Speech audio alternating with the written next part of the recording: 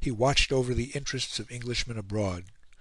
Nothing could be more agreeable for Englishmen, but foreign governments were less pleased. They found Lord Palmerston interfering, exasperating, and alarming. In Paris they spoke with bated breath of "ce terrible Milord Palmerston," and in Germany they made a little song about him: "Hat der Teufel einen Sohn, so ist sicher Palmerston." But their complaints, their threats, and their agitations were all in vain. Palmerston, with his upper lip sardonically curving, braved consequences and held on his course. The first diplomatic crisis which arose after his return to office, though the Prince and the Queen were closely concerned with it, passed off without serious disagreement between the Court and the Minister. For some years past a curious problem had been perplexing the chanceries of Europe. Spain, ever since the time of Napoleon a prey to civil convulsions, had settled down for a short interval to a state of comparative quiet under the rule of Christina, the Queen Mother, and her daughter Isabella, the young Queen. In 1846 the question of Isabella's marriage, which had for long been the subject of diplomatic speculations, suddenly became acute. Various candidates for her hand were proposed; among others, two cousins of her own, another Spanish prince, and Prince Leopold of Saxe-Coburg, a first cousin of Victoria's and Albert's. For different reasons, however, none of these young men seemed altogether satisfactory. Isabella was not yet 16, and it might have been supposed that her marriage could be put off for a few years more; but this was considered to be out of the question. "Vous ne savez pas," said a high authority, "ce que c'est que ces princesses espagnoles. Elles ont le diable au corps, et on a toujours dit que si nous ne nous hâtions pas, l'héritier viendrait avant le mari." It might also have been supposed that the young Queen's marriage was a matter to be settled by herself, her mother, and the Spanish Government; but this again was far from being the case. It had become, by one of those periodical reversions to the ways of the 18th century, which, it is rumoured, are still not unknown in diplomacy, a question of dominating importance in the foreign policies both of France and England. For several years Louis Philippe and his Prime Minister Guizot had been privately maturing a very subtle plan. It was the object of the French King to repeat the glorious coup of Louis XIV and to abolish the Pyrenees by placing one of his grandsons on the throne of Spain. In order to bring this about, he did not venture to suggest that his younger son, the Duc de Montpensier, should marry Isabella.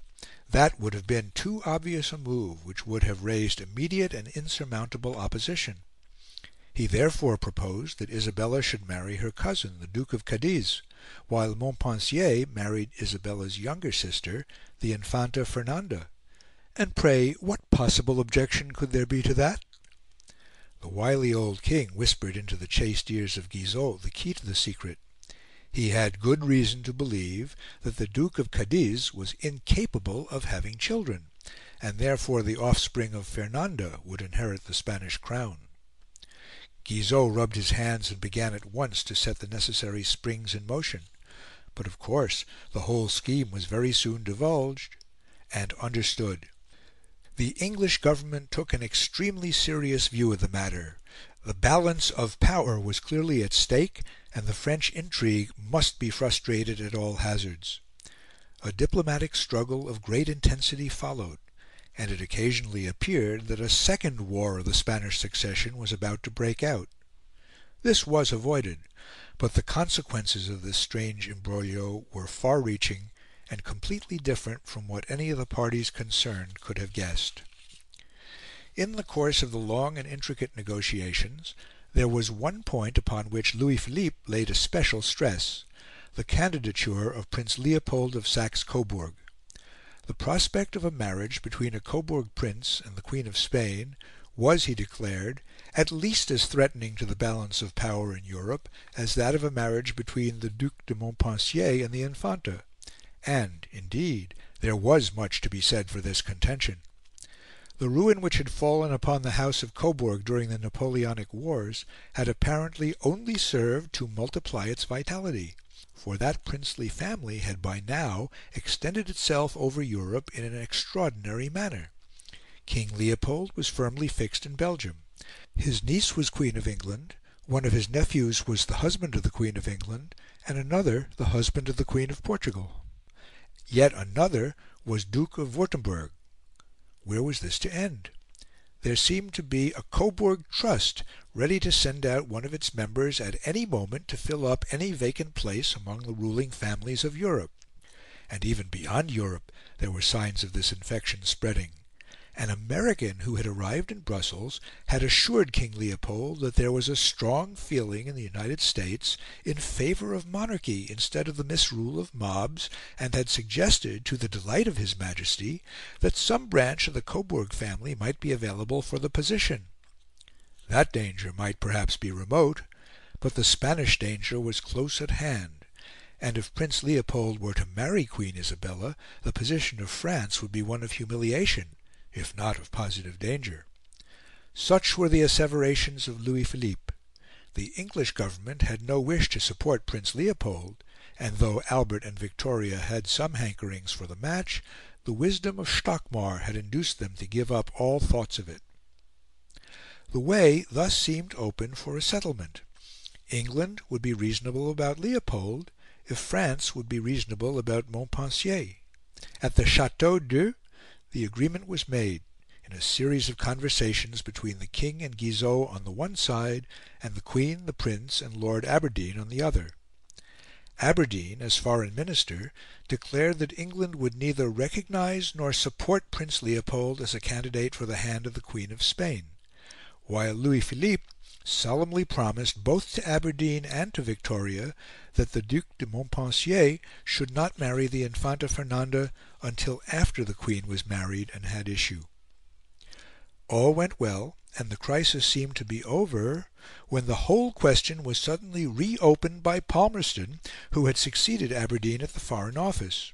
In a despatch to the English minister at Madrid, he mentioned, in a list of possible candidates for Queen Isabella's hand, Prince Leopold of Coburg, and at the same time he took occasion to denounce in violent language the tyranny and incompetence of the Spanish government. This despatch, indiscreet in any case, was rendered infinitely more so by being communicated to Guizot. Louis Philippe saw his opportunity and pounced on it. Though there was nothing in Palmerston's language to show that he either recognised or supported Prince Leopold, the King at once assumed that the English had broken their engagement, and that he was therefore free to do likewise. He then sent the despatch to the Queen Mother, declared that the English were intriguing for the Coburg marriage, bade her mark the animosity of Palmerston against the Spanish government, and urged her to escape from her difficulties and ensure the friendship of France by marrying Isabella to the Duke of Cadiz and Fernanda to Montpensier. The Queen Mother, alarmed and furious, was easily convinced. There was only one difficulty.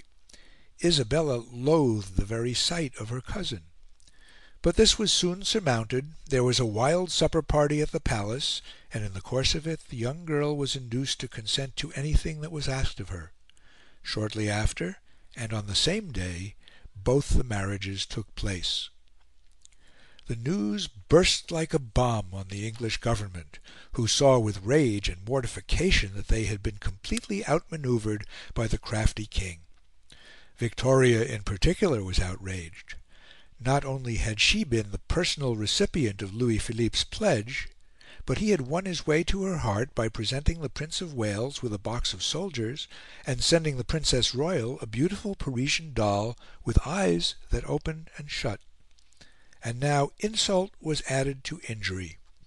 The Queen of the French wrote her a formal letter, calmly announcing, as a family event in which she was sure Victoria would be interested, the marriage of her son Montpensier, qui ajoutera à notre bonheur intérieur le seul vrai dans ce monde, et que vous, madame, savez si bien apprécier. But the English Queen had not long to wait for her revenge. Within 18 months the monarchy of Louis Philippe, discredited, unpopular and fatally weakened by the withdrawal of English support, was swept into limbo,